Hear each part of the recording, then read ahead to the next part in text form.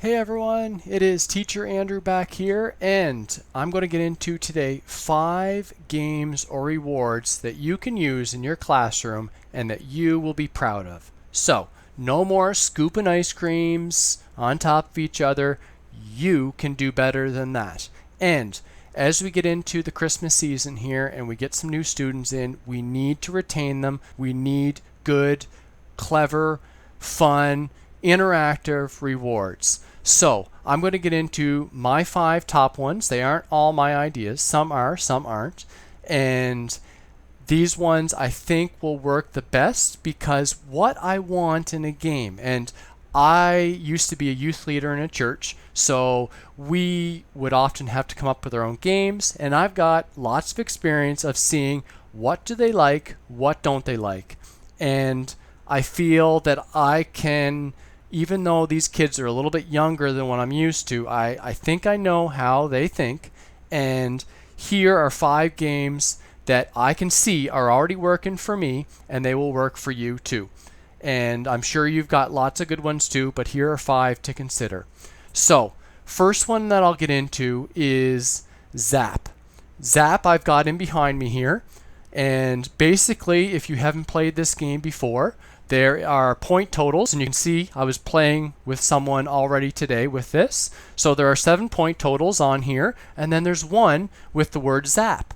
Zap, if they pick it, they lose all their points. So they just keep picking numbers, and usually I just have them coincide with the stars. So there are 5 picks that they get, and we see how many points that they have at the end.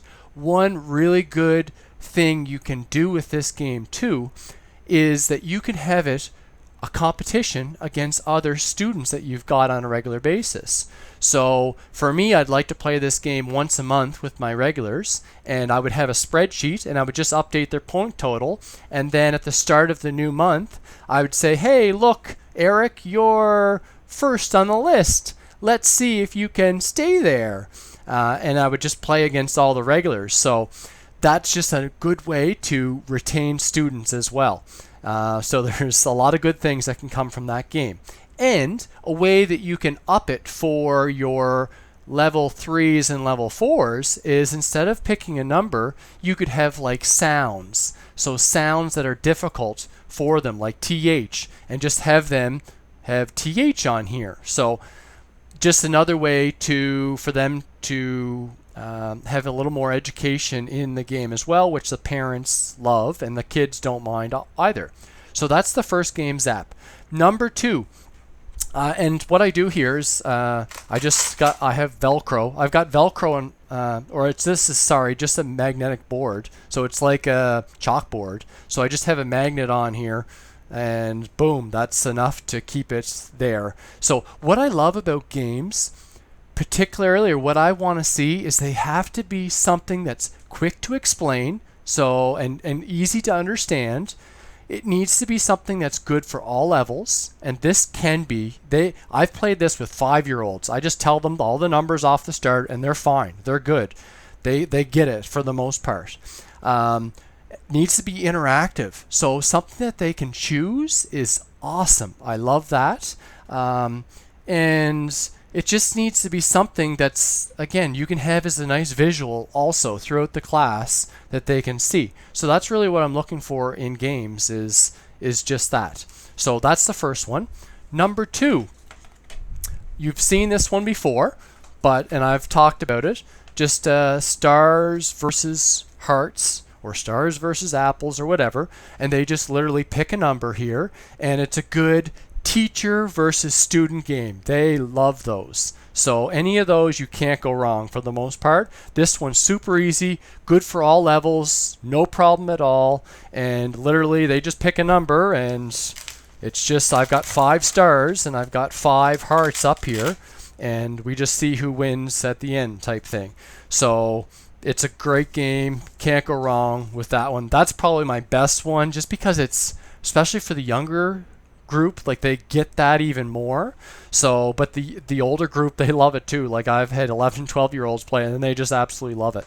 So that's the second game. The third one that I'll get into is, like I mentioned before, I like getting snow from outside and building little snowmen in here for my kids. So snow only stays good for so long, so I'll have some still outside that I can go and get fresh snow in between classes and whatnot. I can quickly do it. Probably not good if you have like 6 classes in a row, but if you have some breaks in between, you can make it work without driving yourself totally crazy that way.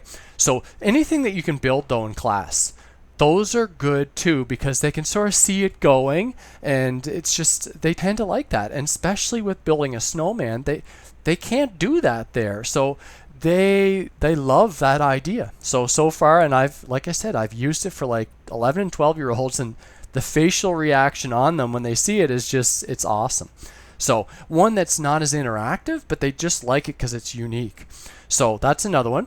Number 4, I like this idea. I haven't done it yet, but I saw it yesterday and I think I need to try it. So there's one where you can just get like a silhouette of a picture and have it sort of in behind. And I'm a terrible drawer. If you're a good drawer, then you just probably don't need the silhouette, but you can have it so you just draw a little bit for each reward, and then the kids, it's sort of like Pictionary, they guess what it is as you go along. So it needs to be, you need to be fast at sort of sketching it out, but, and pretty simplistic pictures, but that way that they can sort of guess it as they go, type of a thing.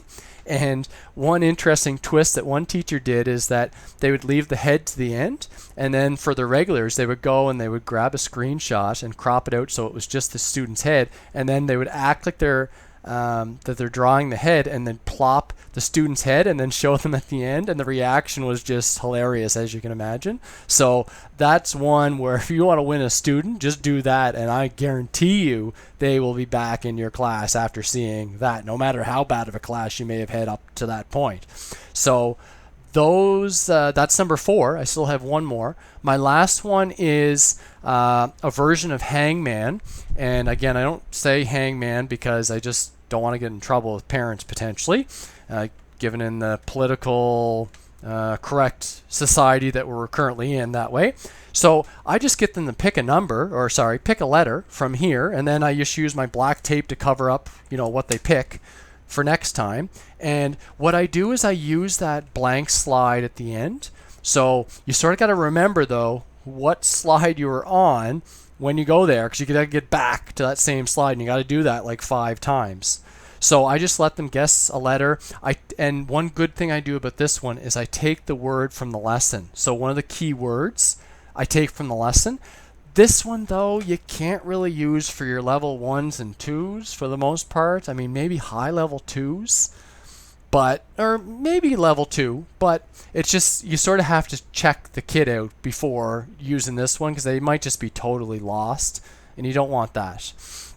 So, but they love this one too, because it's another interactive one. They get to see the word, and they get to guess it at the end. And you know, if they don't have any shot at the end, just start filling in some letters for them once they're done, and then they are able to hopefully guess it as you go along. So those are 5 games that I really like, and like I said, I've tried all but one of them, and they're all excellent. Like the good rewards that way. I get good reactions, and you can use them for any level.